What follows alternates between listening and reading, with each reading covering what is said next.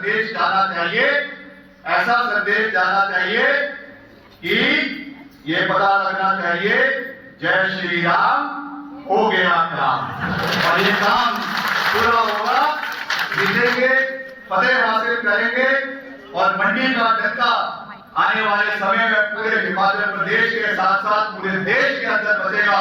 ये वादा विक्रमादित्य सिंह का आपको है।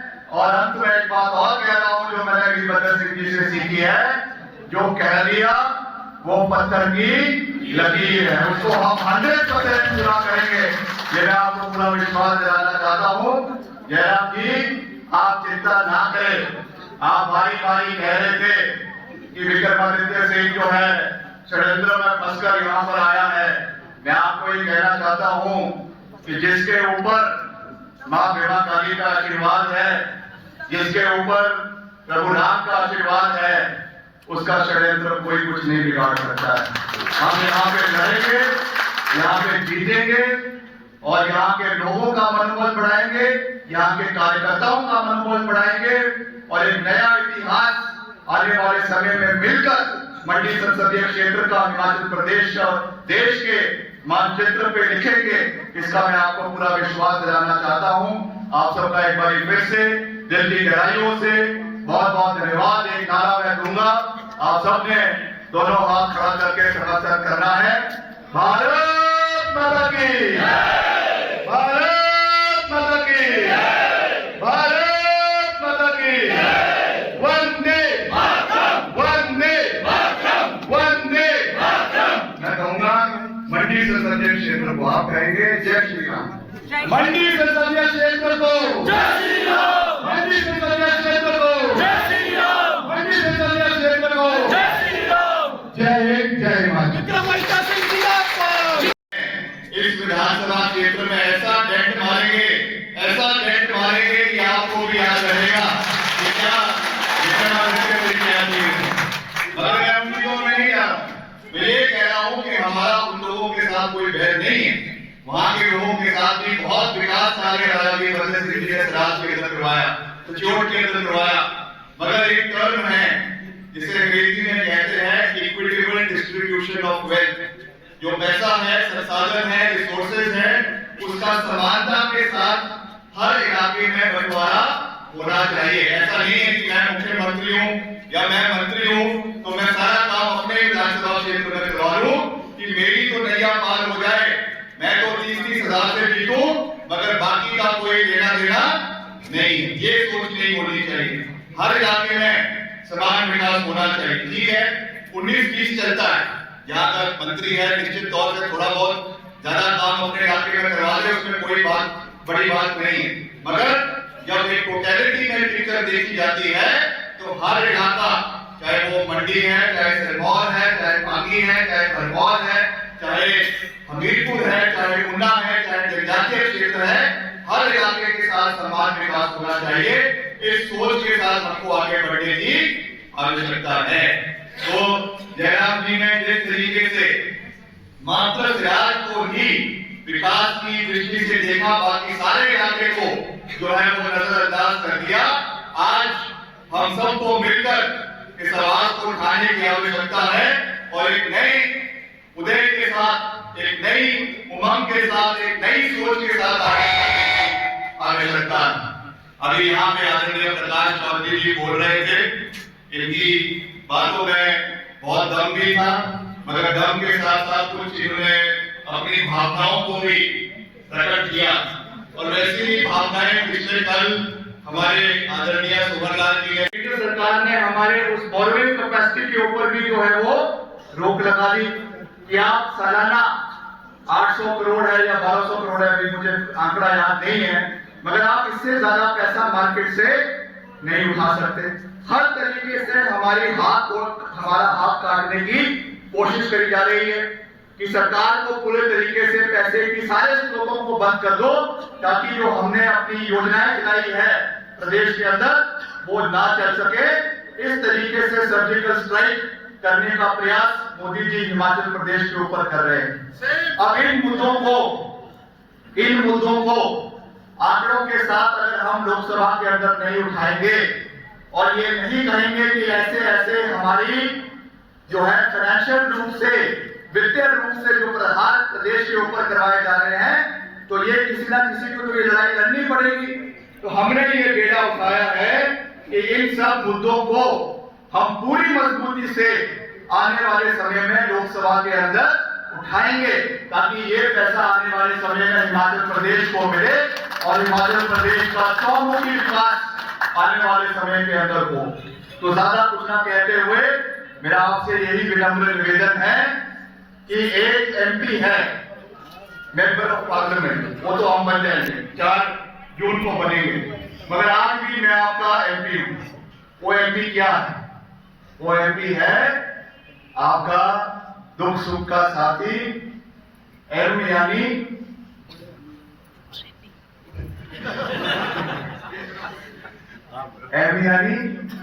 मुश्किल समय का समर्पित पारिवारिक सदस्य।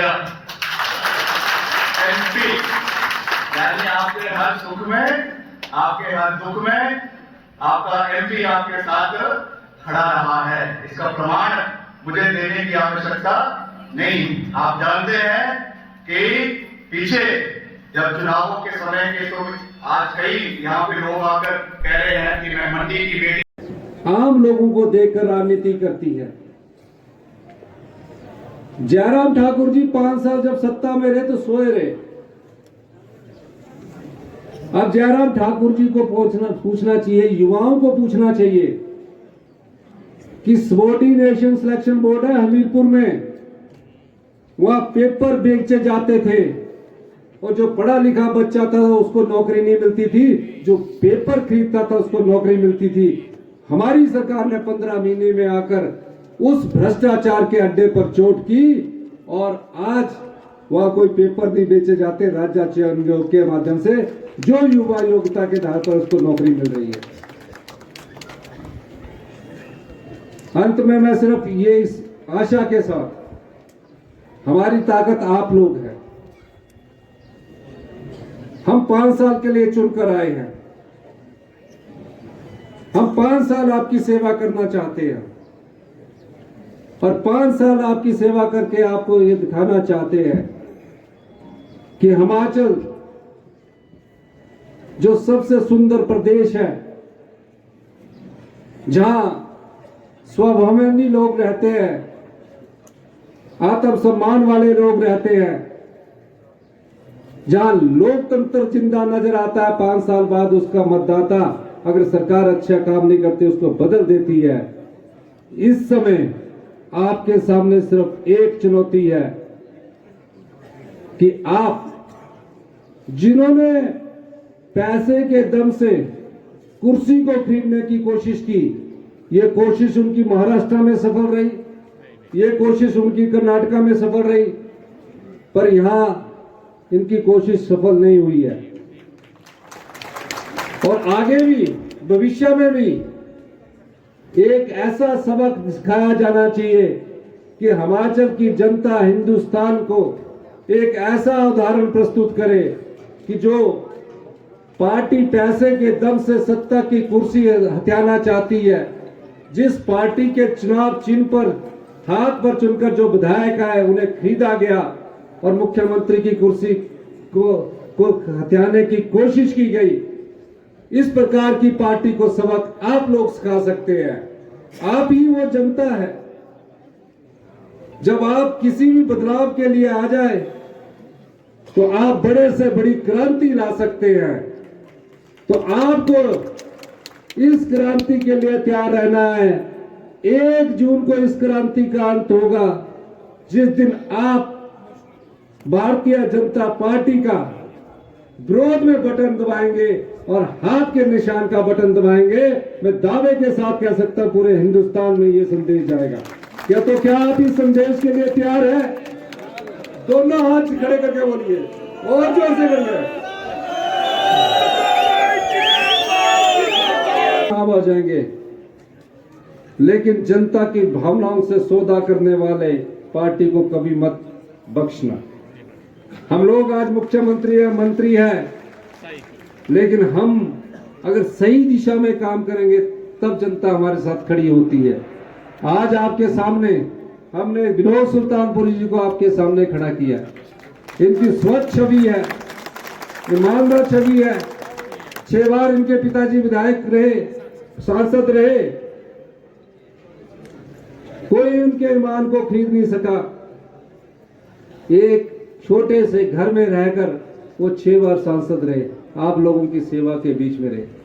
ऐसी ही भावना एक पढ़ा लिखा हुआ लड़का, हमारा साथी छोटा भाई आज आपके बीच में आया है। ये तो सिर्फ प्रतीक है। तूफान आए, पूरा घर डल गया। ऐसे ही न जाने कितने लोग हैं, सारे ही हिमाचल वासी अपने सगे संबंधी ही हैं। ऐसी ऐसी त्रासदियां हुई दोस्तों, लेकिन कोई भी इनका, चाहे वो आप पार्लियामेंट वाले पूछ लो, चाहे वो आप कोई और पूछ लो, मुख्यमंत्री यहां नहीं पहुंचे। लेकिन नड्डा जी, गडकरी जी सारा जायजा लेने आए और उन्होंने 1800 करोड़ की राशि दी। आज इन पापियों ने मलबा तक नहीं उठाया है सड़कों पर। ऐसी कई जगहें जहां गाड़ियां नहीं जाती हैं, ऐसे कई घर टूटे पड़े हुए हैं। मेरी बहन का घर भी टूटा पड़ा हुआ है, जहां उसके बूढ़े सास ससुर रहते हैं। ऐसे न जाने कितने लोग जो हैं, जिनके परिवार खोज गए हैं, जिन्होंने अपने लोगों को, कितनी ज्यादा मृत्युएं हुई और उन्होंने अपनी आंखों के सामने देखा। उनको कोई सांत्वना देने नहीं आया, कोई हौसला बढ़ाने नहीं आया। कहां गए वो 1800 करोड़ रुपए? निगल गए। हमें पता है कैसे निगला जाता है पैसा। हमने वो वक्त भी देखा है 2014 से पहले, जब हम सुनते थे 1 लाख करोड़ का घोटाला, 2G स्कैम, चारा घोटाला, कोयला घोटाला, घोटाले में घोटाला, ऊपर घोटाला, नीचे घोटाला, हर जगह घोटाला।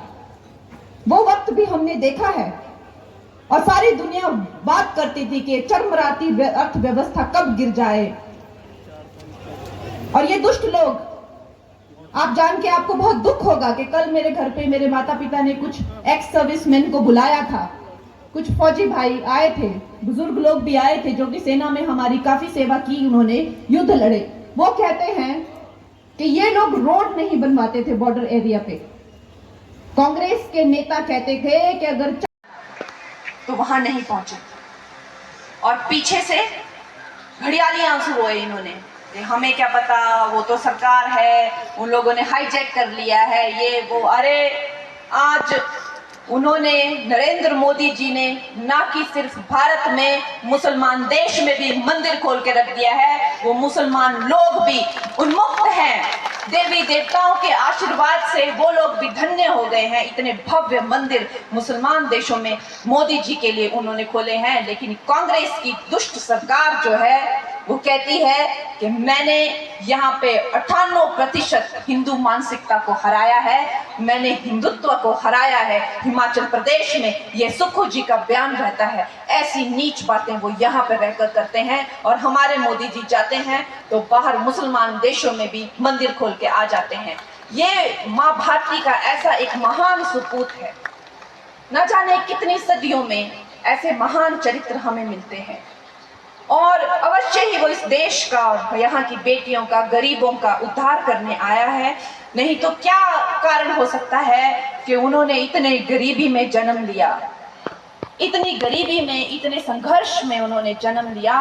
और जब उन्होंने गरीबी और संघर्ष देखी तो पूरे देश में जगह जगह भटक कर उन्होंने देखा कि मेरी माताओं को जाने के लिए शौचालय नहीं है, मेरी माताएं खाना क्या बनाए लकड़ी ढूंढती रहती हैं। उन्होंने देखा कि भारत के गौरव और अस्मिता को पूरी तरह से झंझोड़ दिया गया है, कांग्रेस ने सत्यानाश कर दी है। तो उन्होंने, माँ भारती के सपूत ने एक संकल्प लिया कि मैं भारत को विश्व की सबसे बड़ी अर्थव्यवस्था बनाऊंगा। और आप मानेंगे कि इतने सारे क्षेत्रीय युद्ध होते हुए भी एक तरह से जो पूरा माहौल है, सब कह रहे हैं कि एक ना तरीके से वर्ल्ड वॉर 3 टाइप का एक इनिशियल माहौल बना हुआ है। कोविड के जैसे इतनी बड़ी महामारी आती है और वो हमारी अर्थव्यवस्था को, कहां तो लोग मजाक उड़ाया करते थे, कहां तो लोग क्या क्या बोलते थे, हमें 11वें नंबर से 5वें नंबर पे ले आते हैं। और अब कह रहे हैं कि इस टर्म के अंत तक 30वें नंबर पर तीसरे नंबर पर वो जब आएंगे तो पहले तो अमेरिका, फिर चाइना और तीसरा हो जाएगा भारत। और फिर वो कह रहे हैं कि अगला उनका संकल्प है कि भारत, चाइना और अमेरिका को छोड़ के 47 में नंबर 1 अर्थव्यवस्था बनेगी। और ये इस माँ भारती के महान सपूत का संकल्प है हमारे देश के लिए। और मेरे भाई बहनों, मेरी माताओं, मैं आपसे ये कहना चाहती हूँ कि हम उनकी इस महान सेना का ही एक हिस्सा है। और हमारे लिए इससे बड़ी गौरव की और क्या बात हो सकती है कि हमने ये बदलता हुआ दौर देखा और भारत का जो परचम लहराना था उसमें हमारा भी एक हिस्सा है। मैं तो कहती हूँ कि मैं तो अपनी तुलना राम सेतु की उस छोटी सी गिलहरी से करती हूँ। हर एक के अपने अपने सहयोग होता है, हर एक का अपना अपना कर्म होता है, लेकिन अगर हम कुछ भी कर जाएं देश के लिए तो एक जन्म हमारा सफल हो जाएगा। आपने अपनी बेटी को अपनी सेवा करने का मौका देना है, मुझे अपने सेवा में लगाना है। और मैं ये सोचती हूँ कि आप अब तक मैं अपने लिए जी, अपने लिए मैंने सब कुछ किया और उस जिंदगी में मुझे इतना सुख नहीं मिला दोस्तों, जितना सुख मुझे आपकी सेवा में लीन होकर मिलेगा और अपने क्षेत्र के लिए, अपने देश के लिए कुछ करने के लिए मिलेगा। ये मौका मुझे देना है और अपने काम में मुझे लगाना है। जय हिंद। भारत माता की, भारत माता की। जिसको हासिल किया लंबे संघर्ष के बाद कंगना जी ने, और एक मुकाम ये है जहां समाज के बीच में समर्पित होकर के आपकी सेवा करने का इन्होंने वचन लिया है और उस वादे को पूरा करने के लिए आप सबके बीच में आप सबका आशीर्वाद लेने के लिए आज यहाँ पर है।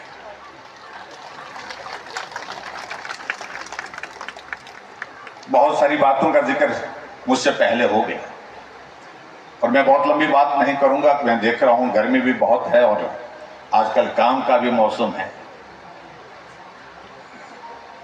लेकिन हमारे भी काम का मौसम यही है।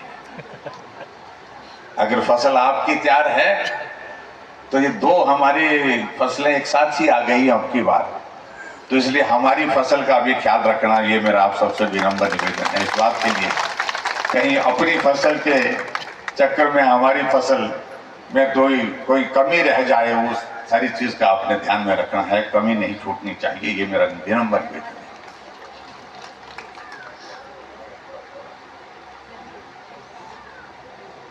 भारतीय जनता पार्टी के हमारे राष्ट्रीय नेतृत्व ने मंडी लोकसभा क्षेत्र से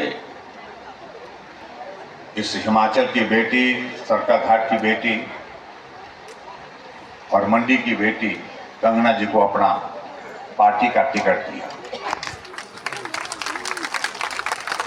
और स्वाभाविक रूप से ऐसा नहीं था कि हमारी पार्टी आज जो देश की नहीं दुनिया की सबसे बड़ी पार्टी, लेकिन पार्टी ने सारे विचारों को सोच विचार करके जो निर्णय लिया है उस निर्णय का सम्मान करने के लिए हम सब लोगों को अपना योगदान देना है। मैं इस बात को दावे के साथ कह सकता हूं, जहां तक महिलाओं की अगर बात आती है, यहां पर कंगना जी कह रही थी कांग्रेस पार्टी में महिलाओं के सम्मान की बात करनी होती है। बातें करते हैं, बातों से ही सम्मान नहीं होता है, वो व्यवहार से होता है।